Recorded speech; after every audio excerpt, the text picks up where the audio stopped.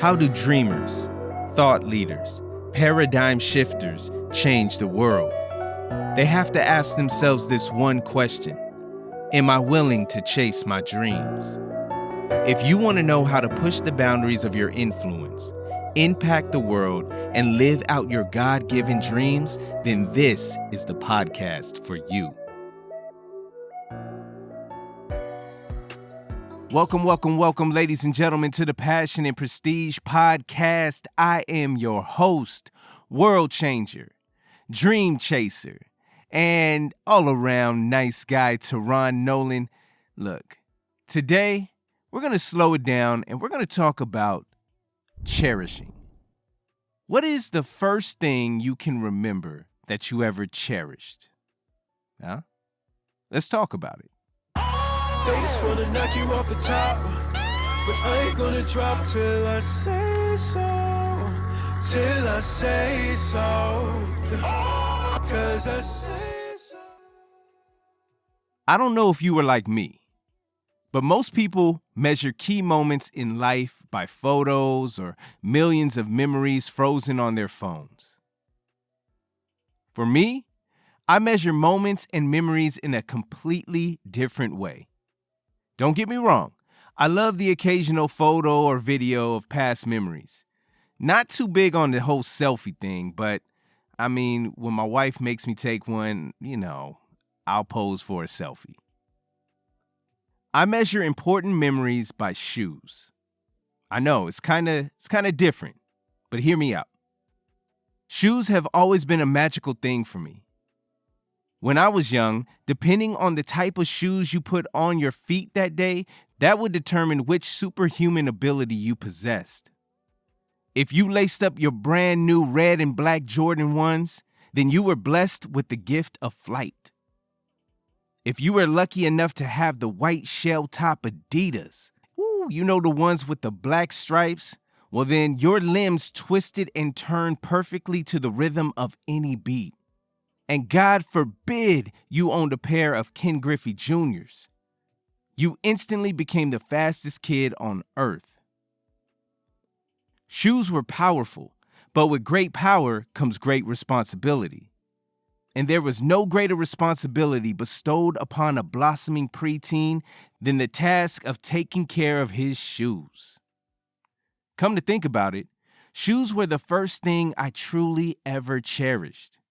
But growing up on the opposite side of lavish wealth did not allow me to indulge in the desire for the newest shoes.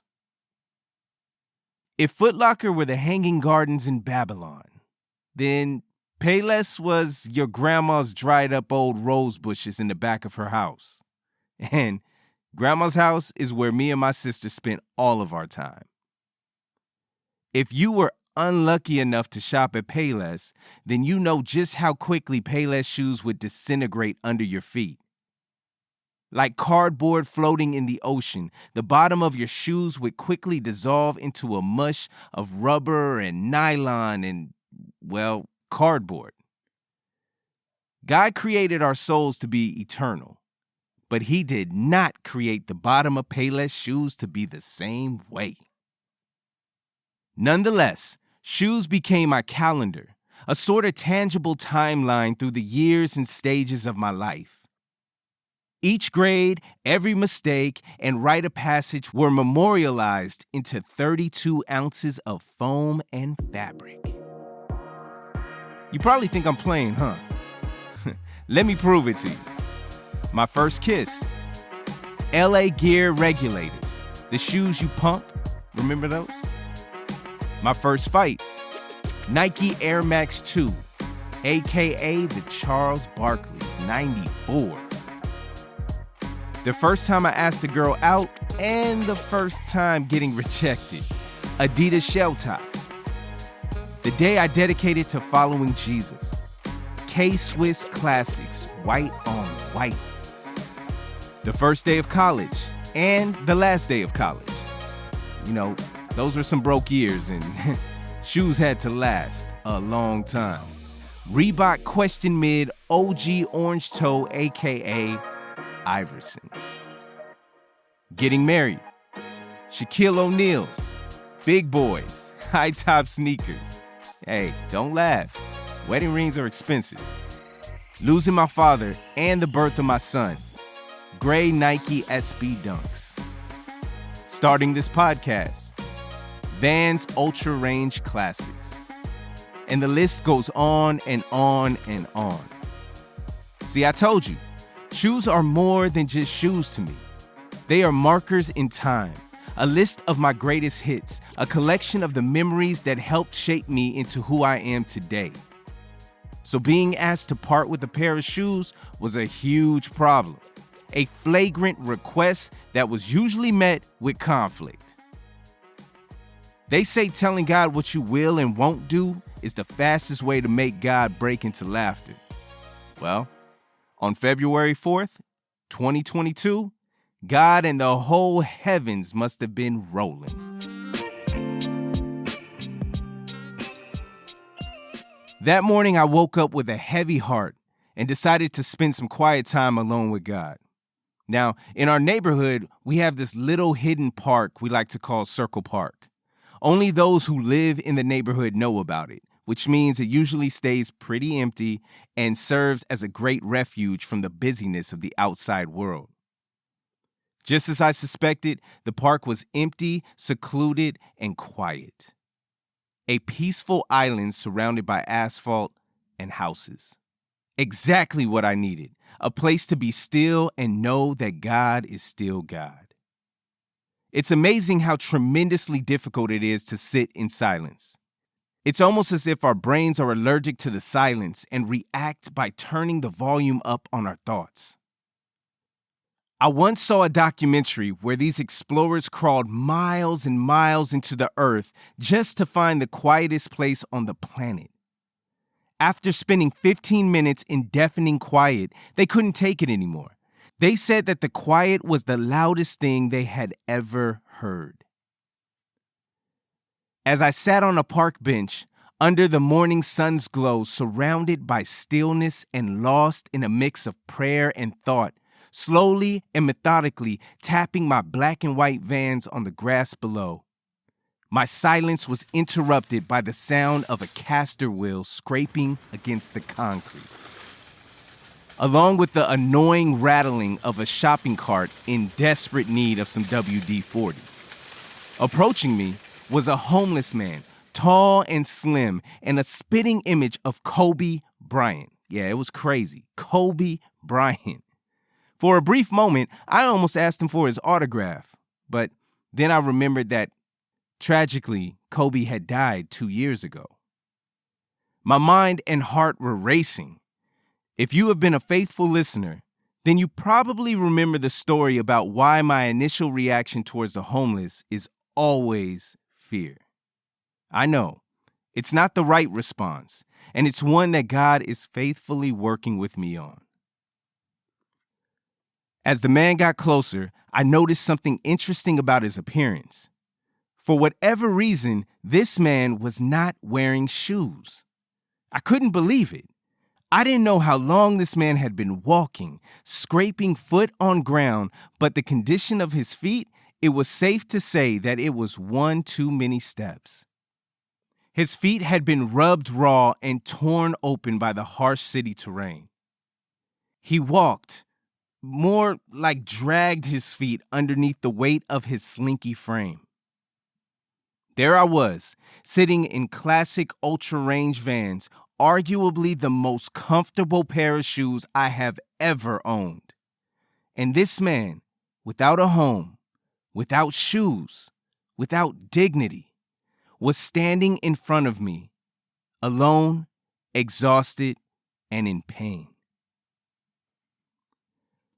Now, if you know the character of God, or have spent any time at VBS as a child, then you can probably guess what happened next. As the man regained a fraction of the rest he needed to continue his journey, God, in his loving kindness, introduced the thought, "Give this man your shoes." Remember earlier in this episode how I said that asking me to part with a pair of my beloved shoes would usually be met with conflict? That morning at Circle Park, God and I had a royal rumble. My heart knew what I should do, what was the right thing to do, but my mind did not want to do it. And thought of every possible reason, every possible excuse why I should silence my heart and not do what I knew I should do. As the homeless man walked away, I couldn't believe what I had just done. Why did I do that? The man walked out of sight and out of my life forever. 32 ounces of foam and fabric. I chose 32 ounces of foam and fabric over a life, over a man with bleeding feet. I sat there and I cried and I cried and I cried.